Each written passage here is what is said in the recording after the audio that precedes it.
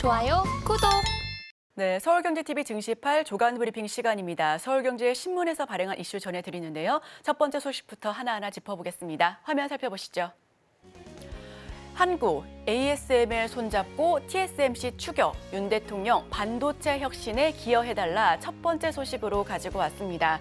네덜란드 국빈 방문을 계기로 한국은 초미세 공정 반도체 시장에서 경쟁력을 한층 강화할 것으로 보여지고 있는데요. 이 양국이 앞으로 계속해서 협력 관계를 더욱더 돈독히 하기로 했습니다. ASML은 극자외선, 즉 EUV를 노광해 초미세 공정으로 반도체를 가공하는 장비 독점 기업으로 꼽히고 있습니다. 장비 구매사들인 글로벌 반도체 제조사들마저 좌지우지하는 슈퍼을로서 평가받고 있었는데요.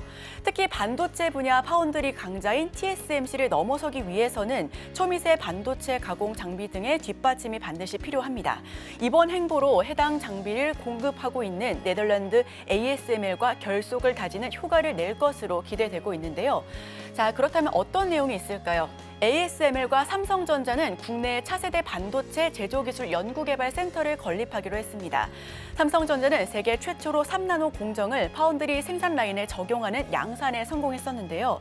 반도체 초미세 공정에 필수적인 극자외선, 즉 EUV 장비를 독점 생산하고 있는 ASML과의 협력이 더욱더 필수적입니다. 현재 7나노 이하 반도체 칩은 EUV 장비 없이는 생산이 불가능하다라는 게 업계의 분석으로 떠오르고 있는데요. 그렇다면 ASML과 SK하이닉스는 어떤 동반 협력을 맺었을까요? EUV용 수소가스 재활용 기술 공동 개발한다라는 소식입니다. EUV 장비 내부의 광원 흡수 방지용 수소가스를 소각하지 않고 재활용하는 기술을 공동 개발한다고 하는데, 재활용 기술을 통해 EUV 한 대당 전력 사용량을 20% 감축해 연 165억 원의 절감 효과를 기대한다고 합니다. 한국 기업의 경쟁력을 인정했다라는 점에서 큰 초점을 맞출 수가 있을 것 같은데요. 이에 어제 반도체 장비주가 일제히 상승폭을 보였습니다. 여기서 SFA 반도체는 25%까지 급등하면서 상승폭을 굉장히 큰 폭으로 보여줬고요. 고영도 18%, 네오셈도 16%, 롯데 시스템즈도 7% 넘게 급등하면서 반도체 장비주 일제히 상승분을 기분 좋게 보였습니다. 여기에 더해서 필라델피아 반도체 지수 역시 상승분을 계속해서 보여주고 있기 때문에 오늘 시장 반도체주 함께 살펴보셔도 좋을 것 같습니다. 자, 정리하고 넘어갑니다. 윤 대통령 이번에는 기내에서 직접 전략 회의를 주재하면서 내용을 꼼꼼하게 분석했다라는 소식이고요. 한국 기업 장비 확보로 외교에 힘싣고 있다라는 소식입니다.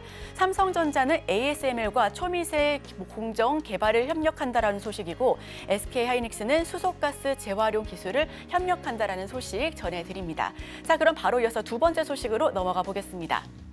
폴란드 정권 교체 불똥튀나 기대감 교차하는 K방산. 네, 어제 방산주, 그 전날에는 분명 방산과 로봇 함께 상승하면서 시너지 효과를 냈다 하면 어제는 방산주가 하락폭이 좀 두드러졌습니다. K방산의 날벼락이 떨어졌다. 외신, 정권 교체로 한국과 폴란드 수출 계약이 무효화될 수 있다라는 평가를 내리고 있는데, 자, 어떤 내용인지 하나하나 짚어보겠습니다.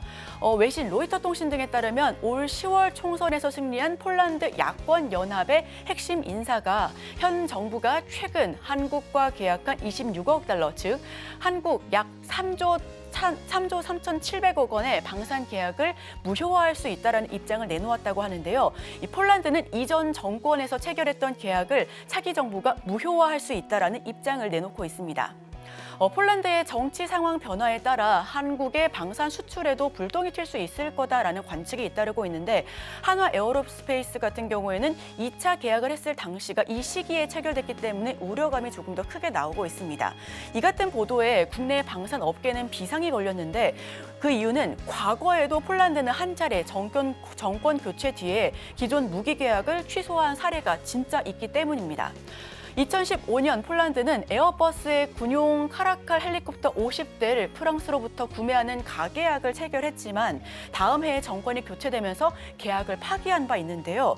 미국산 헬리콥터를 곧바로 사들이면서 프랑스는 크게 실망하면서 관련된 종목 역시도 주가 큰 폭의 하락세를 보였었습니다. 여기에 국내 방산업계는 이런 전력이 있기 때문에 폴란드의 계약 변경 가능성을 우려하면서 좀 예의주시하고 있는데요. 다만 상황이 많이 비관적이지는 나오지는 않다라는 게 대체적인 시각입니다. 러시아와 전쟁을 치르고 있는 우크라이나와 국경을 맞대고 있는 폴란드로서는 하루빨리 군 무기 체계를 현대화하는 것이 시급한 과제이기 때문에 한국 방산이 이대로 멈추지 않을 것이다라는 그런 희소식 역시도 아직까지는 잔재하고 있는데요. 우려와 좀 기대감이 함께 공존하고 있는 시장임이 분명합니다. 여기에 로봇 신사업을 추가로 선정하면서 LIG 넥스원 같은 경우에는 52주 신고가를 경신하기도 했죠. 지금까지는 방산주로서의 모멘텀만 부각이 됐다면 앞으로는 로봇 관련된 테마 역시도 함께 편입이 되면서 함께 앞다투어 시너지를 낼 것으로 기대가 되고 있는데, 다만 폴란드 불똥으로 인해서 현대 로템 같은 경우는 뒷걸음질 쳤습니다. LIG 넥스원은 상승 국면에 접어들면서 어제만 하더라도 그 전날 상한가 진입한 데 이어 4% 넘는 추가 상승분을 보였는데, 현대 로템은 어제 K방산에 대한 우려감으로 주가가 뚝 떨어졌는데요. 방산주 일제히 하락폭을 보였습니다. 웰크로는 8% 넘는 하락세를 연출했고요. 아이스리 시스템은 6%, 현대 로템은 4%, 제노코도 2% 넘는 급락세를 연출하면서 종가 형성했습니다. 자, 정리하고 넘어갑니다. 방산업계 변화를 예의주시하고는 있습니다만 그럼에도 불구하고 여러 가지 매크로 상황 속에서 좀 우려감도 있지만 기대감 역시 공존하고 있는 시장이긴 합니다. 군사 협력에 대한 현대화로 인해서 폴란드는 이런 상황이 시급한 부분이고요. 이에 따라 K방산이 그 대안이 될 것이다라는 긍정적인 평가 역시도 잇따르고 있습니다. 자, 그럼 다음 소식으로 넘어갑니다. 이번엔 온디바이스 AI 열풍의 낸드 가격 내년 25% 오를 듯 AI 반도체 소식 전해드립니다. 사상 최악의 한 하를 겪었던 낸드 플래시 시장, 점차 반등의 기미가 감지되고 있어서 감산 효과와 기기 수요 반등 덕분에 내년에는 조금 더 상승 국면이 커질 수 있다라는 평가가 잇따르고 있는데요. 자, 빨간 박스 한번 살펴보도록 하겠습니다. 글로벌 낸드 시장 점유율은 아직까지는 삼성전자가 우위를 차지하고 있고요. 그 뒤를 이어서 SK하이닉스가 바짝 따라잡고 있습니다. 기옥시아와 웰스턴 디지털 역시도 큰 폭의 상승률을 보여주고 있었는데, 다만 2022년도까지 달러당 594억 달러로 낸드 시장 큰 폭의 상승률을 보여주고 있고 지속적으로 증가할 것이다라는 긍정적인 평가도 있었지만 지속적인 금리 인상과 매크로 환경의 변화로 23년도는 쭉 빠지기도 했습니다. 594억 달러에서 410억 달러까지 쭉 미끄러졌었는데, 다만 내년 2024년은 다시금 반등의 기미가 조금씩 더 크게 보여지고 있다는 소식인데요. 온디바이스 인공지능 제품에 대한 수요 증가로 시장 정상화가 더 빨라질 수 있다는 기대감이 크게 나오고 있기 덕분입니다. 올해 들어서만 수십조 원의 적자를 냈었던 삼성전자와 SK하이닉스 낸드 사업에서도 턴어라운드 시점이 다가오고 있다는 긍정적인 평가가 나오고 있고요. SK하이닉스는 지난 3분기 이미 D램에서 흑자 전환에 성공했고, 이번 4분기는 낸드 플래시 역시 흑자 전환이 성공적으로 이루어질 수 있다는 평가가 나오고 있습니다. 삼성전자 역시 바짝 따라잡아서 내년에는 D램과 낸드 플래시 모두에서 흑자 전환이 가능할 것이다라는 전망이 나오고 있는데요. 내년 낸드 제품 평균 판매 가격이 올해보다 25% 상승할 것으로 전망되고 있습니다. 일부 제품에서는 이미 가격 상승이 이루어지고 있고요. 메모리 카드 USB용 낸드 플래시 범용 제품은 10월 가격이 1.59% 넘게 오르면서 2년 3개월 만에 반등한 데 이어서 11월에도 5% 넘게 상승할 것으로 전망되고 있습니다. 올해 13% 하락했던 기업용 SSD 수요 역시도 2024년과 2025년 각각 25%, 약 30% 가까이 껑충 뜰 것으로 예상하고 있고요.